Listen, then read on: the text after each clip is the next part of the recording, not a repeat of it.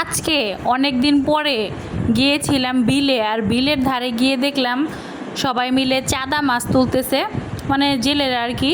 তো সেইখান থেকে চাদা মাছ নিয়ে আসলাম। তো এইটাকে কিন্তু আমরা আঞ্চলিক ভাষায় চান্দা মাছ বলি, অনেকে চাদা মাছও বলে। তো আপনারা কে কোন জায়গা থেকে এই মাছটাকে কী নামে চেনেন অবশ্যই কমেন্ট করে জানাবেন। তো হ্যালো এভরিওয়ান, আসসালামু আলাইকুম। যে যেখান থেকে আমার ভিডিওটি দেখছেন আশা করি আপনারা অনেক ভালো আছেন। আলহামদুলিল্লাহ, আল্লাহর রহমতে আমি বেশ ভালো আছি। তো এইখানে দেখতে পাচ্ছেন আজকে আমি চাদা মাছ নিয়ে নিছি, আর চাদা মাছের মধ্যে কিন্তু প্রচুর পরিমাণে কাঁটা থাকে। তো এই মাছগুলো কিভাবে খাওয়া যায়? তো এই মাছগুলো কিন্তু বিভিন্নভাবে খাওয়া যায়। প্রথমত এই মাছগুলো ভর্তা করে খাওয়া যায়, দ্বিতীয়ত এই মাছগুলো ভাজি করে খাওয়া যায়।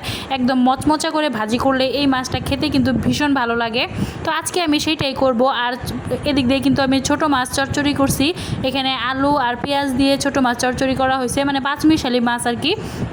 তো পাঁচমিশালি মাছ কিন্তু অনেক মজাদার, বিশেষ করে বিলের যে পাঁচমিশালি মাছগুলো হয় সেগুলা।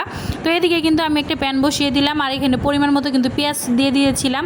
আর পেঁয়াজটা যখন ভাজা হয়ে গিয়েছে তখন আমি কিন্তু এখানে সেই চাদা মাছগুলো রেখে দিয়ে দিয়েছিলাম। তো চাদা মাছগুলো কিন্তু খুব ভালোভাবে পরিষ্কার করে কেটে নিয়েছিলাম। অনেকগুলো কিন্তু কাটা ছিল, যেগুলো বড় বড় ছিল সেগুলোর কাটাগুলো কিন্তু আমি মানে কেটে ফেলে দিয়েছি। আর যেগুলো ছোট ছোট ছিল সেগুলো কিন্তু এখন খুব ভালোভাবে এটাকে একদম মচমচা করে ভেজে নেব, যেন মুখে না মানে আটকায় আর কি, বা গলায় যেন কাটা না বিঁধে সেরকমভাবে। তো তারপরে কিন্তু এখানে হলুদের গুঁড়া, মরিচের গুঁড়া, পরিমাণ মতো লবণ, অল্প একটু জিরা বাটা দিয়ে দিলাম যাতে খুব সুন্দর একটা স্মেল বের হয়। তো এই চাদা মাছটার সাথে কিন্তু আছে চিংড়ি মাছ, তো ছোট ছোট কিন্তু একদমই দেশি চিংড়ি। আর এই চিংড়ি মাছগুলো কিন্তু ভীষণ ভালো লাগে খেতে।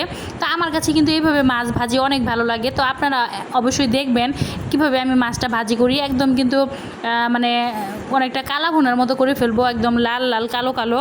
তো যত সুন্দর করে ভাজবেন ততই কিন্তু এই মাছটা মচমচে হবে, আর খেতে কিন্তু খুবই মজাদার হবে। তো এই মাছটা দিয়ে কিন্তু আপনারা অনায়াসে 2 থেকে 3 থালি ভাত খেয়ে ফেলতে পারবেন, এতই মজাদার হয়। তো কথা বলতে বলতে আমার রান্নাটা কিন্তু একদমই হয়ে গিয়েছে, একদম মচমচা করে ভাজি করা হয়ে গিয়েছে।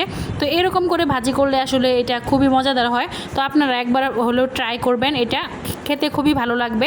তো আজকের ভিডিওটি কেমন লাগলো অবশ্যই কমেন্ট করে জানাবেন। আর আজকের মতো এই পর্যন্তই। সকলে ভালো থাকবেন, সুস্থ থাকবেন। আল্লাহ হাফেজ।